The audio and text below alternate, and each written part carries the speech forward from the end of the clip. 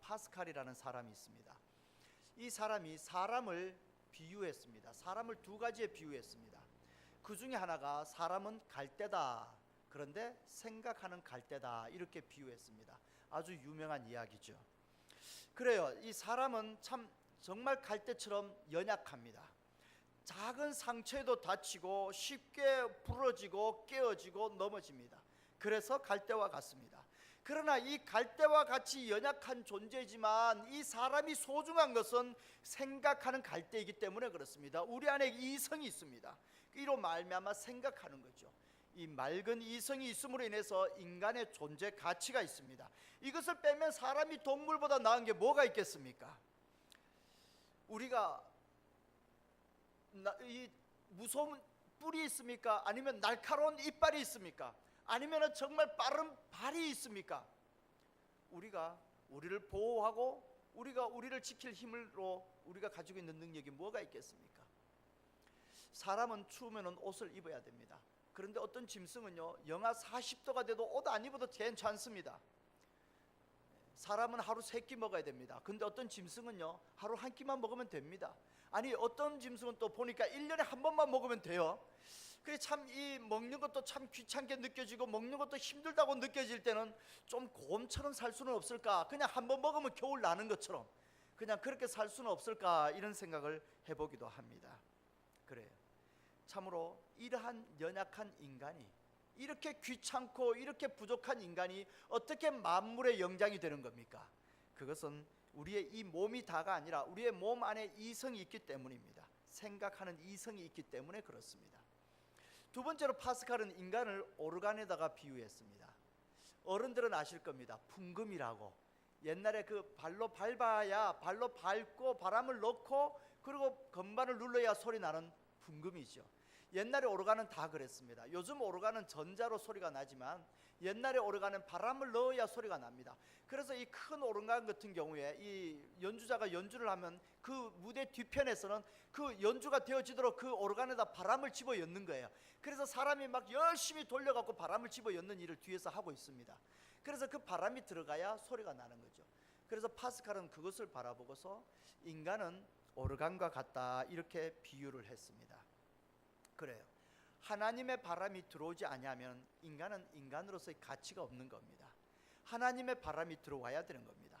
하나님으로부터 생명의 바람이 들어와서 인간이 인간으로서의 소리를 내고 인간이 인간으로서의 가치가 있는 겁니다. 이 영적인 힘이 없다면 인간은 아무것도 아닙니다. 그냥 고철 덩어리와 같을 뿐입니다. 오르간에 바람이 들어가지 않아요. 아무리 누르고 연주해도 소리가 나지 않으면 그건 그냥 고철 덩어리일 뿐인 것과 같습니다. 그래서 인간은 기도를 하면서 이 기도를 통해서 하나님의 그 생명의 바람이 우리 안에 들어오도록, 그것이 끊임없이 우리 안에 공급되도록 우리가 하나님께 그 통로를 열어놓아야 되겠습니다.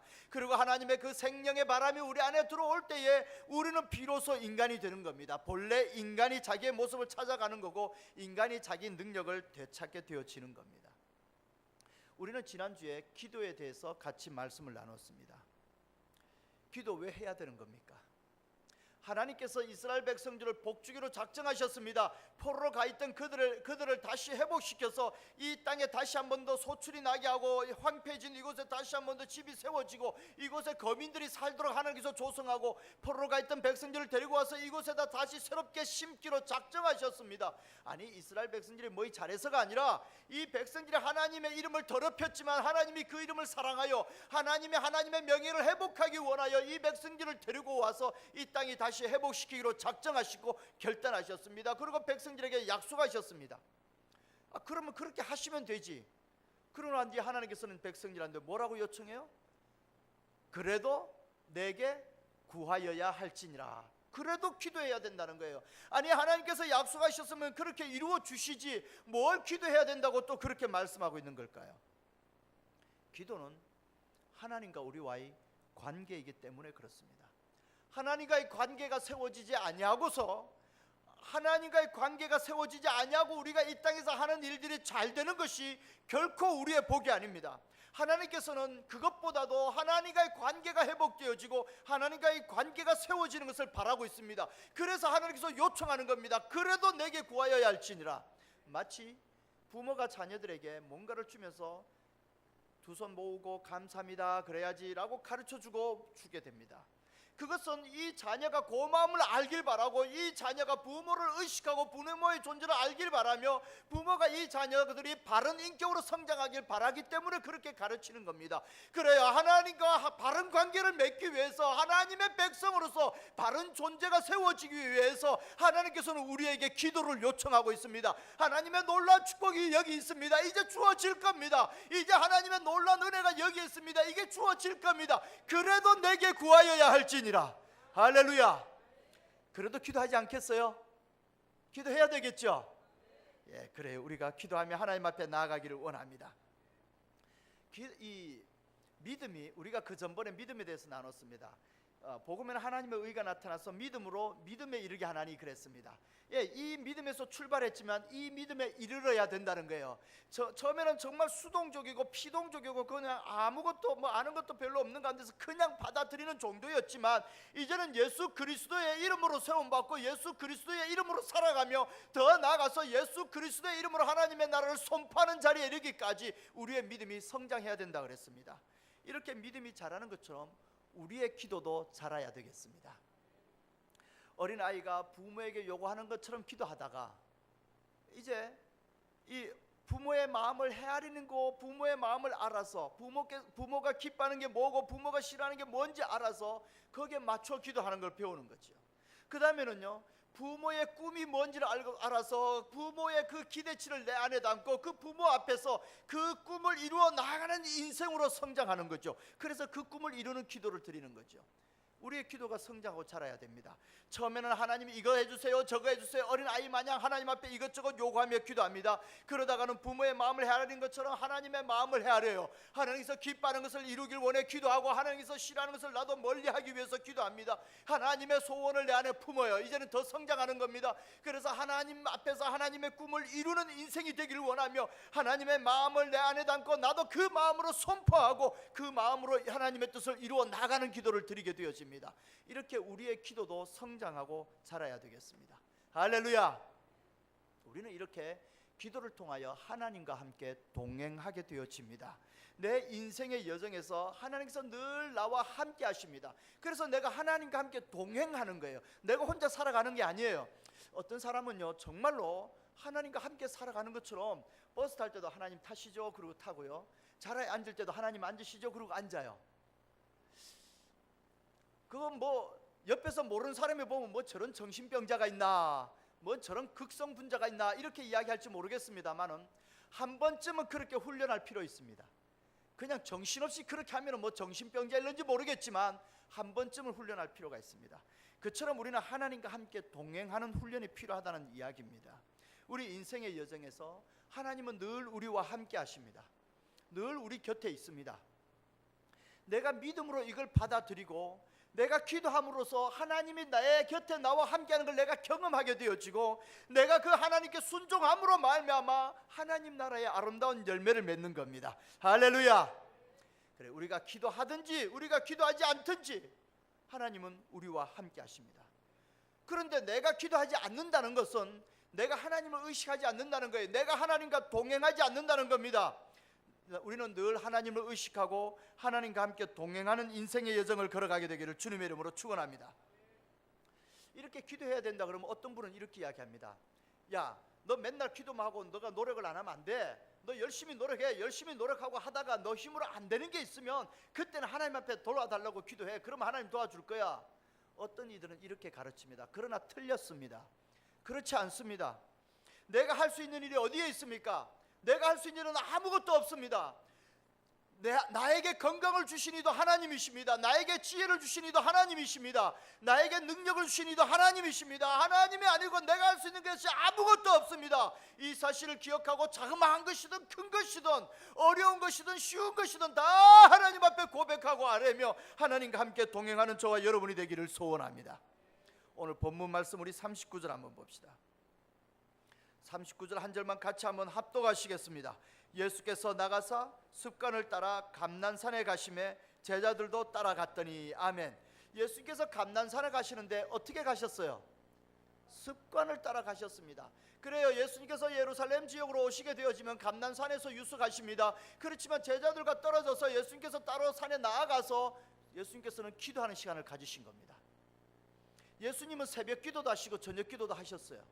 그것도 습관을 따라서 그렇게 하셨어요. 그 기도가 예수님 몸에 배었다는 얘기예요. 한두 번 하고 말았다는 얘기가 아니고 예수님께서도 이렇게 기도하는 습관을 따라서 그 사명을 감당해 나가셨습니다. 우리도 기도하는 습관을 갖게 되기를 소원합니다. 기도하는 습관을 가져야 됩니다. 새벽 기도도 나오십시오. 저녁 기도도 나오십시오. 할렐루야. 이것도 나오라 그러면 부담이 느끼셔서 그냥 나오십시오. 이 기도하는 습관이 몸에 밴 사람이 권사가 되는 거고, 그게 몸에 밴 사람이 장로가 되는 거예요. 그 정도로 우리 몸에 배야 됩니다. 할렐루야. 그래요. 새벽 기도 나오십시오. 저녁 기도 나오십시오. 우리가 이렇게 기도하는 자리가 있다는 것이 복된 줄로 믿습니다. 화장실에 앉았을 때도 기도하십시오. 뭐 화장실에 앉아서 기도하냐고요? 화장실에 앉아서 딴 생각하지 말고 기도해요. 하나님 먹을 거 주셔서 감사합니다. 잘 싸게 주셔서 감사합니다. 기도하셔요. 할렐루야. 그래요. 이것도 하나님의 은혜입니다. 목욕탕에 가서도 기도하십시오. 뭐 목욕탕에 가가 벌거벗고 기도하냐고요? 기도하십시오. 좋습니다. 저는 즐거워합니다. 목욕탕에 가서 기도하기를 좋아합니다. 뭐 다 벌거벗었는데 남들 볼 거 뭐 있어요? 그냥 내 혼자 탕 안에 앉아갖고 내가 하나님 생각하며 하나님 앞에 나의 존재를 벌거벗은 것 마냥 하나님 앞에 내려놓으며 기도하는 거예요. 얼마나 은혜가 되는지 모릅니다. 그래요. 섰든지 앉았든지 밥을 먹든지 죽을 먹든지 하나님 앞에 기도하게 되기를 주님의 이름으로 축원합니다. 근데 이렇게 습관을 따라 기도하자 그랬더니 이렇게 기도하려고 보니까, 기도하다 보니까 이렇게 참 노력도 하고 연습도 하면서 열심히 기도하다 보니까 어느덧 우리의 기도가 타성에 젖어 들어가고 있지는 않습니까? 기도해도 기도한 것 같지 않고, 예배를 드려도 예배 드린 것 같지 않고, 참 주님을 사랑한다고 고백하지만 내 마음에 뜨거운 사랑이 없고, 참 주님 앞에서 뭐 봉사도 하고 싶지만 내 안에 열정도 일어나지 아니하고, 이럴 때는 내 기도가 타성에 젖은 겁니다. 기도하고 돌아섰는데 불쑥 화를 내고, 기도하고 돌아섰는데 하나님과 상관없이 내 감정적으로 흘러나가고, 이럴 때에는 타성에 젖은 종조를 넘어서서 내 앞에 올무에 넘어지려고 그러는 겁니다. 그래요. 우리의 기도가 습관적으로 하나님 앞에 나가며 습관적으로 하나님을 찾으며 하나님과 함께 동행하는 역사가 일어나야 되겠는데, 이것이 타성에 젖고자 할 때에는 우리는 다시 한 번 더 우리를 흔들어 깨우며 우리들 자신을 갱신해야 됩니다. 어린아이가 시장에서 부모를 잃어버리고 엄마 찾아 헤매는 것처럼 우리는 간절하게 하나님을 구하고 하나님을 찾아야 됩니다. 때로는 세밀하게 맑은 하늘에 구름 한 점이 움직이는 그 구름이 움직이지 않는 것 같은 그 구름이 어떻게 움직이는지, 어떻게 모양이 변하는지 그것을 세밀하게 관찰하는 것처럼 하나님께서 성령으로 나와 함께 하시고 내 마음을 만지시고 하나님께서 내 안에 세미한 음성으로 들려주시는 그 하나님의 임재를 기다리며 그 하나님을 만지기를 구하며 조용히 잠잠히 하나님 앞에 나아가야 됩니다. 그렇게 해서 습관적이었던 우리의 기도가 타성에 젖지 아니하고 우리를 성숙시키는 역사가 일어나게 되기를 소원합니다. 어린아이가 시장에서 부모를 잃어버렸을 때에 엄마 그렇게 울면서 찾아 헤맵니다. 그처럼 우리가 하나님을 찾아야 됩니다. 이렇게 하나님을 찾으려고 하니까 어떤 사람이 그래요. 아니 그것도 뭐 엄마 잃어버렸을 때야 그야말로 다급하니까 울면서 엄마를 찾아 헤매지, 뭐 사람이 다급하지도 않는데 뭘 그렇게 기도해. 내가 뭐 다급한 일도 없는데 내가 뭐 울면서 부르짖으면서 하나님을 찾는다고 그러겠어. 어떤 사람이 그렇게 이야기를 합니다. 정말 간절한 상황에 처해야만이 간절히 하나님 앞에 매달려 기도할 수 있습니까? 그렇지 않고 넉넉한 상황 가운데서는 그렇게 기도하는 것이 아닙니까? 사방으로 우겨쌈을 당하였습니다. 도저히 헤어날 길이 없습니다. 보이는 것이 아무것도 없어요. 깜깜해요. 다 막혔어요. 뭐 열린 곳이라는 하늘밖에 없어요. 그때 하나님을 바라보며 애절하게 하나님을 구하며 하나님의 도우심과 인도하심을 구합니다. 그때는 부르짖으며 하나님 나 좀 살려달라고 하나님을 찾고 하나님 앞에 매달립니다. 그러나 이제 믿음이 조금 성장하면은요, 하나님의 뜻을 알기 위해 간절한 마음으로 하나님을 찾아야 됩니다. 하나님 도대체 이 상황 가운데서 어떻게 해야 되는 겁니까? 하나님 이 상황 가운데서 용서하라고 그랬는데 내 안에서 용서가 되지 않는데 하나님 이거 어떻게 해야 하는 겁니까? 이렇게 하나님의 뜻을 찾아 나가고자 울부짖으며 하나님을 찾고 간절함으로 하나님 앞에 매달려야 됩니다. 때로는 부르짖으며 그렇게 기도하지 않더라도, 그런 다급한 상황 가운데 내가 처해 있지 아니하더라도 성령의 임재 속에서 내가 주님의 쓰임받기를 소원하며 세밀하게 하나님의 역사심을 구하며 기도하는 겁니다. 하나님께서 성령으로 내 안에 세밀한 음성을 주시고 내 마음을 만져주시기를 원하며, 하나님께서 내 마음을 만져주실 때 그 용서에 대한 감격이 내 안에서 회복되어지며, 하나님의 임재를 생각만 해도 눈에서 눈물이 나며 하나님을 기뻐하며, 이렇게 하나님께서 나와 함께하기를 간절한 마음으로 구하고 매달려야 됩니다. 우리 교회는 주일 오후 예배 때나 우리 수요 예배 때나 금요 심야 기도회 때 제가 가능한 이 부르짖으며 통성으로 기도하는 자리로 좀 그렇게 세워 나가려고 애를 씁니다. 아니 뭐 간절함이 일어나야 간절히 기도하는 거지, 목사님 혼자 주여 삼창하고 혼자 그렇게 하라 그러고 그 앞에서 하는 거니까 우리는 그냥 앉아서 뭐 간절함도 없는데 뭘 그냥 대충 앉아서 기도하고, 아니요, 그렇지 않습니다.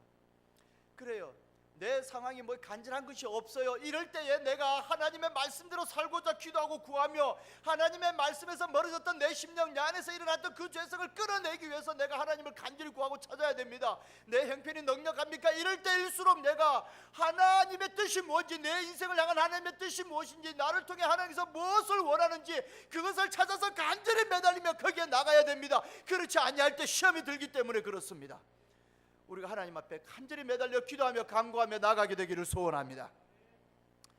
반면에 새벽 기도나 저녁 기도나 이렇게 기도할 때는 다른 사람의 기도에 내가 방해되지 않도록 내가 참 방해되지 않는 상황 가운데서 내 간절한 마음을 하나님 앞에 내려놓으며, 또 그렇게 좀 우리가 자그마한 소리로 그렇게 기도하면서 하나님 앞에 나아가도록 그렇게 좀 이렇게 기도를 이끌어 가려고 애를 쓰고 해봅니다.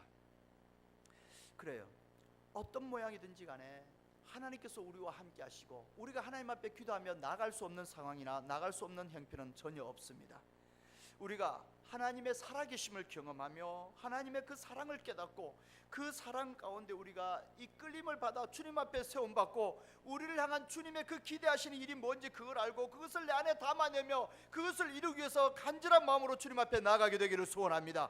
우리의 믿음이 깊어지고 우리가 주님과 함께 동행하며 좀 성숙된 신앙으로 그렇게 나아가게 되기를 소원합니다. 꼭 간절한 상황에 처해야만이 내가 간절히 주님을 찾고 구하겠습니까? 그러면 그런 상황 한번 처해 보실래요? 그건 또 원치 않죠. 그러니까 평안할 때에 하나님을 찾고 구하며, 넉넉할 때에 내가 하나님 앞에 세움받기를 소원하며 간절히 매달려 하나님 앞에 나가게 되기를 소원합니다. 할렐루야. 예수님의 일생은요, 아니 이 성경 말씀 전체는 예수님을 향하여 집중되어 있습니다. 그리고 예수님의 일생은 십자가의 죽으심과 부활, 여기에 초점이 맞추어서 집중되어 있습니다. 예수님의 이 십자가의 죽으심과 부활, 이것이야말로 우리의 죄의 권세를 끌어내며 악한 것들의 권세를 끌어내고 그 아래에 있던 우리를 끄집어내어 하나님의 자녀로 세우는 결정적인 사건이었습니다. 이제 이 예수님의 생애 가운데에, 아니 이 전체 구원 역사 가운데에 가장 클라이막스입니다.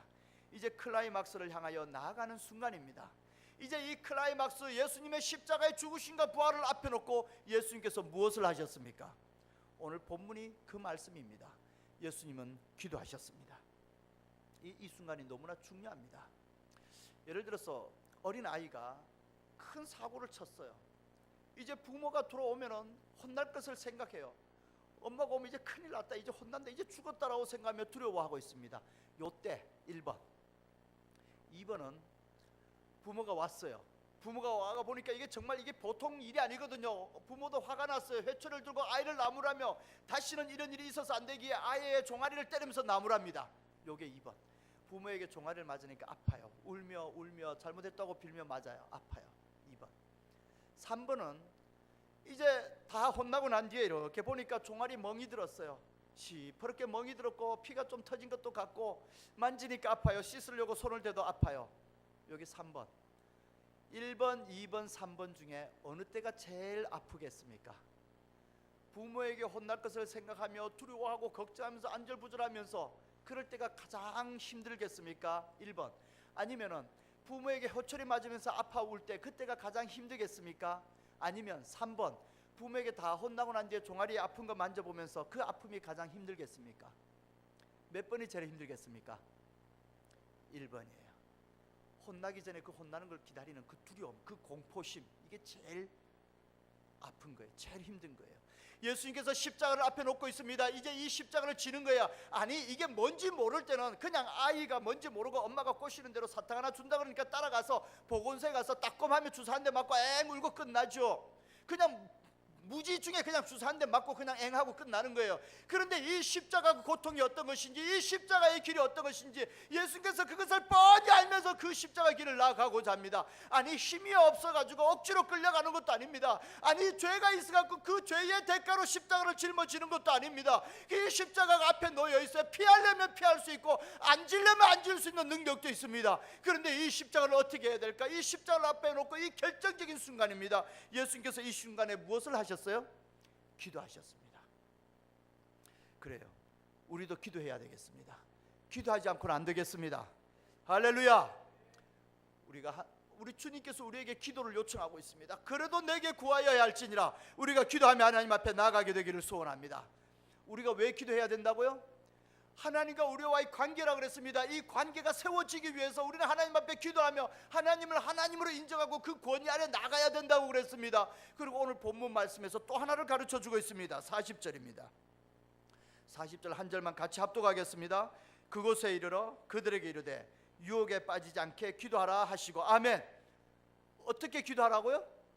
유혹에 빠지지 않게. 왜요? 기도하지 않으면 유혹에 빠져버리니까 그런 겁니다. 어떤 유혹거리가 주어집니다. 그 유혹 앞에 나의 반응이 일어날 때에 나는 유혹에 걸려 넘어집니다. 그러나 기도하고 있는 자는, 기도하는 자는 그 안에서 죄성의 반응이 아니라 거룩한 믿음의 반응이 일어나게 될 줄로 믿습니다. 할렐루야. 그래요. 기도해야 할 시간에 기도하지 않으면 시험에 듭니다. 기도해야 할 시간에 기도하지 않으면 유혹에 넘어집니다. 우리가 깨어 기도하며 하나님 은혜 가운데 나아가기를 원합니다. 깨어 근신하라 그랬습니다. 깨어 근신하며 하나님 앞에 나아가기를 원합니다. 그래야 우리에게 유혹이 나갈 때 이것을 분별하여 알 수 있게 되기를 원합니다. 내 안에서 죄성이 일어날 때 이것을 분별하여 알 수 있어야 됩니다. 그래야 우리의 존재를 하나님 앞에 세우며 우리가 이 유혹을 이기고 하나님 앞에 성숙된 믿음으로 나아가게 되기를 소원합니다. 우리가 하나님 앞에 기도하는데 어떻게 기도해야 되냐면요, 44절입니다. 우리 44절 한 절만 같이 합독하겠습니다. 예수께서 힘쓰고 애써 더욱 간절히 기도하시니 땀이 땅에 떨어지는 핏방울 같이 되더라. 아멘. 어떻게 기도하셨다고요?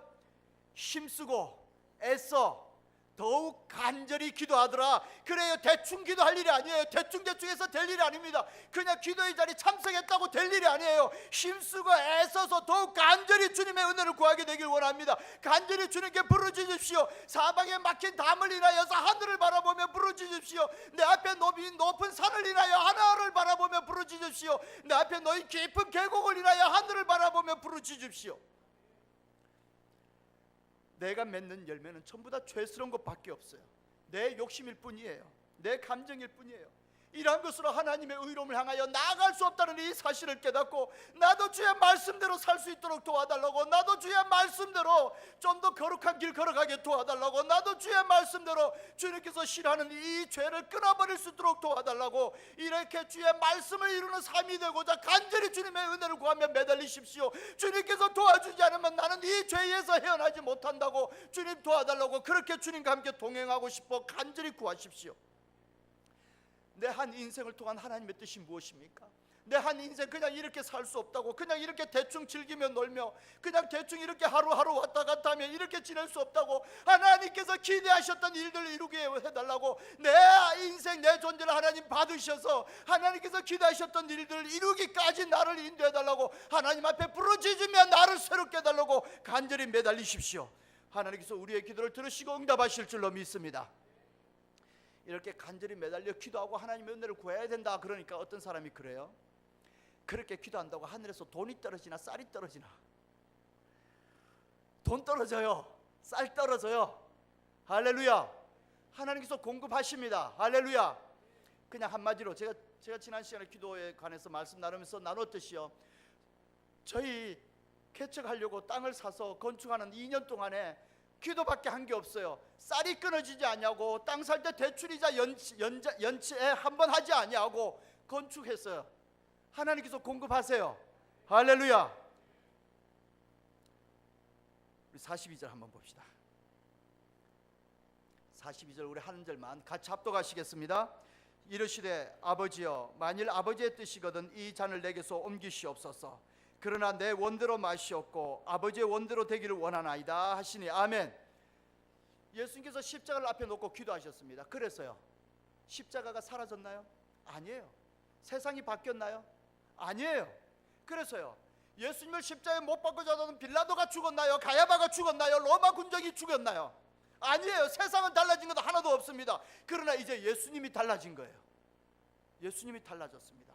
십자가를 앞에 놓고 그 십자가를 바라보며 그 길을 가야 하나 말아야 하나, 죄인이라 그 길을 가야만 하는 것도 아니고 힘이 없어서 그 억지로 그 길을 끌려가는 것도 아닙니다. 그러나 예수님께서는 기도하신 후에 이 십자가를 짐으로 이기는 겁니다. 할렐루야. 이 십자가를 통하여서 죄의 값을 지불함으로 승리하는 겁니다. 이 십자가를 통하여 하나님 아버지의 사랑을 온전히 나타내고 아버지의 사랑을 온전히 이름으로 승리하는 겁니다. 그래요, 기도했다고 빌라도의 법정이 서지 않는 것 아닙니다. 기도했다고 빌라도의 법정 앞에서 수치를 당하지 않았는 것 아닙니다. 법정에 섰고 수치 당했습니다. 그러나 하나님 아버지의 사랑으로 승리했습니다. 그래요, 우리가 기도하며 하나님 앞에 나아갑시다. 하늘에서 쌀이 떨어지지 않고 하늘에서 돈이 떨어지지 않는다고 우리가 굶어 죽는 거 아니에요. 하나님께서 우리의 필요를 공급하며 하나님께서 우리의 인생을 간섭하며 하나님께서 우리의 인생을 인도하십니다. 할렐루야. 42절요. 기도하고 난 뒤에 예수님은 어떻게 되셨나요? 우리 42절 다시 한 번 더 합독하시겠습니다. 이르시되 아버지여, 만일 아버지의 뜻이거든 이 잔을 내게서 옮기시옵소서. 그러나 내 원대로 마시옵고 아버지의 원대로 되기를 원하나이다. 아멘. 내 원대로 마시옵고 아버지의 원대로 되기를 원하나이다. 그래요, 자신을 이기고 자신을 넘어서서 십자가를 지신 겁니다. 그래서 그 십자가가 온 인류의 죄의 값을 지불한 겁니다. 기도하면은 생각으로 기울던 우리의 마음이, 세상으로 기울던 우리의 마음, 우리의 생각이 하나님 아버지께로 돌이키는 역사가 일어납니다. 기도하면은요, 하나님 아버지의 마음을 품는 역사가 일어납니다. 기도하면은요, 하나님의 아버지의 뜻을 내 안에 담는 역사가 일어납니다. 기도하면은 내 입술이 아버지의 뜻을 선포하며 이루는 역사가 일어납니다. 할렐루야. 루터는 종교 재판 중에 브롬스 회의에 끌려갔습니다. 그의 생사를 가르는 재판정에 섰습니다. 그는 그 재판정에 서서 하늘을 바라보며 이렇게 외쳤습니다. O God, here I stand. 오 하나님, 내가 여기에 서 있나이다. 그래요, 그는 생사를 가르는 재판장에 서서 하나님, 내가 여기에 서 있나이다. 그래요, 그의 그 한마디, 하나님을 바라보며 하나님께 부르짖고 하나님 앞에 기도하던 그 한마디가 결국은 종교개혁의 시발점이 됩니다. 세상을 바꾸게 됩니다. 하나님의 나라를 이루게 됩니다. 우리도 기도하며 하나님을 구하길 원합니다. 기도를 통하여 하나님과 우리의 관계가 바로 세워졌을 때에 하나님의 뜻을 이 땅에 이루는 통로가 열려집니다. 하나님의 뜻이 우리를 통해 이 땅에 이루어지게 되어집니다. 우리의 존재가 이렇게 하나님 앞에 세움받게 되기를 소원합니다. 할렐루야. 우리 45절입니다. 우리 45절, 46절, 우리 45절 한 절만 같이 합독하겠습니다. 기도 후에 일어나 제자들에게 가서 슬픔으로 인하여 잠든 것을 보시고. 그래요, 기도해야 할 시간에 기도하지 않고 잠들어 있는 제자를 바라보며 예수님의 마음이 어때요? 슬퍼요. 그래, 깨어 기도해야 할 시간에 기도하지 못하는 우리의 마음, 우리의 모습을 바라보면 주님의 마음은 슬픕니다. 깨어서 기도해야 할 시간에 기도하지 않으면은요, 유혹에 넘어집니다. 시험에 걸려 넘어집니다. 이 시간에 베드로가 기도하지 않았더니 몇 시간 뒤에 예수님께서 미리 경고를 해줬음에도 불구하고 예수님을 모른다고 부인하고 예수님을 저주하면서까지 부인하게 되어지지 않습니까? 깨어서 기도해야 할 시간에 우리가 깨어서 기도하게 되길 원합니다. 지금은 우리가 깨어서 기도해야 할 시간입니다. 깨어서 기도하는 자가 되길 원합니다. 할렐루야. 46절입니다. 우리 같이 한 절 함성으로 합독하겠습니다. 이르시되 어찌하여 자느냐, 시험에 들지 않게 일어나 기도하라 하시니라. 아멘. 시험에 들지 않게 일어나 기도하라 하시니라. 여기서 시험은요, 우리 앞에 39절, 40절에 예수님께서 그들에게 이르시되 유혹에 빠지지 않게 기도하라. 여기 유혹. 그런데 이 뒤에 46절에서는 시험에 들지 않게 기도하라 그랬습니다. 우리말로는 유혹과 시험으로 되어 있는데 이게 원어는 똑같아요. 원어는 하나입니다. 원어는 하나예요. 이게 뭐냐면은 하나님은 우리를 시험하십니다. 근데 지금 이 46절에서 시험에 들지 않게 일어나 기도하라 그랬죠.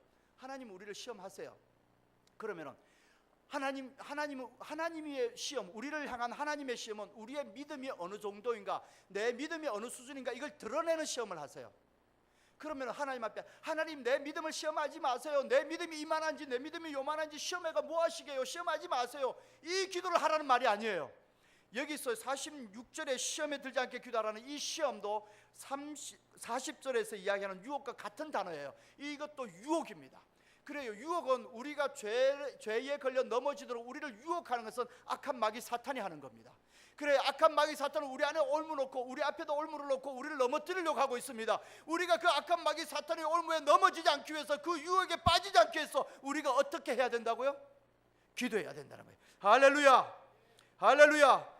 그래요. 기도해야 할 시간에 기도하지 않으면 그 유혹에 넘어지기 때문에 그렇습니다. 우리가 기도함으로 승리하게 되기를 원합니다. 기도함으로 잠자던 영혼들은 깨어 일어나십시오. 기도함으로 주저앉아있던 영혼들은 일어나십시오. 기도함으로 방황하던 영혼들은 이제 기도함으로 하나님을 바라보는 역사가 일어나게 되기를 주님의 이름으로 축원합니다. 기도드립니다.